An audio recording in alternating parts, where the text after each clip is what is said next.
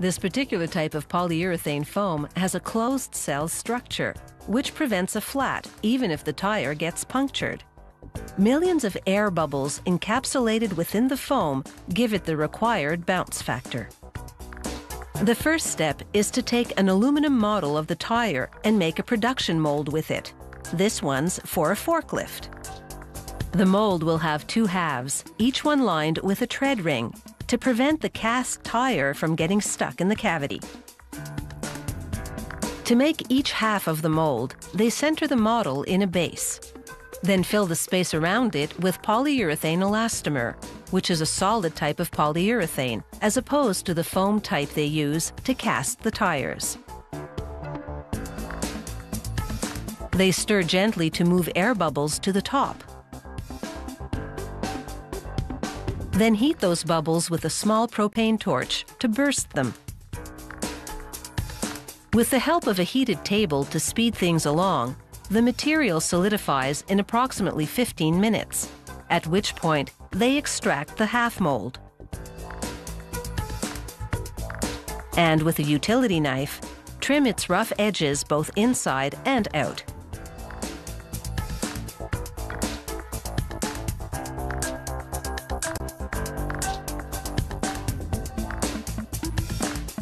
Then they mate the two halves, and the production mold is ready. Whereas most companies buy foam mixtures ready-made, this one blends its own in order to have strict control over the formulation.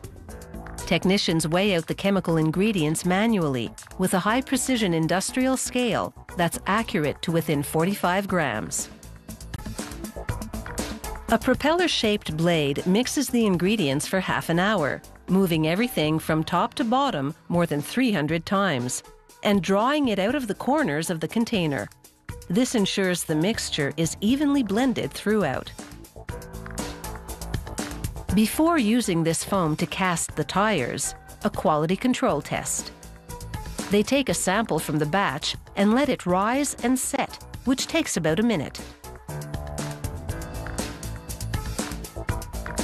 Then they cut a piece of a specific size, weigh it, and calculate the density. If the sample meets specifications, the batch is a go.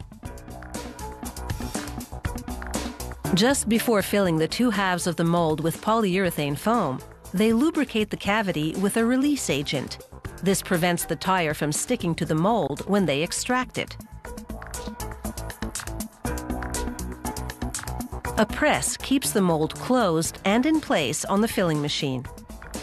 The machine spins the mold while the foam flows into the cavity through a hole at the top. The spinning creates centrifugal force, which distributes the foam into every nook and cranny. In less than a minute, the foam, although not yet fully cured, is solid enough to be extracted. They open the mold, remove the tread ring, then dislodge the cast tire with a short blast of an air gun. They trim the excess foam from the center. It can be ground up to make other products, such as floor mats.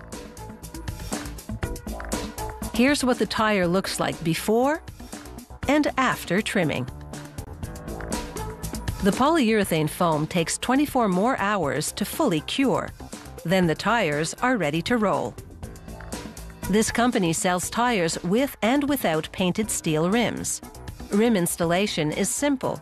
They place the rim on a base, followed by a mounting cone, then the tire.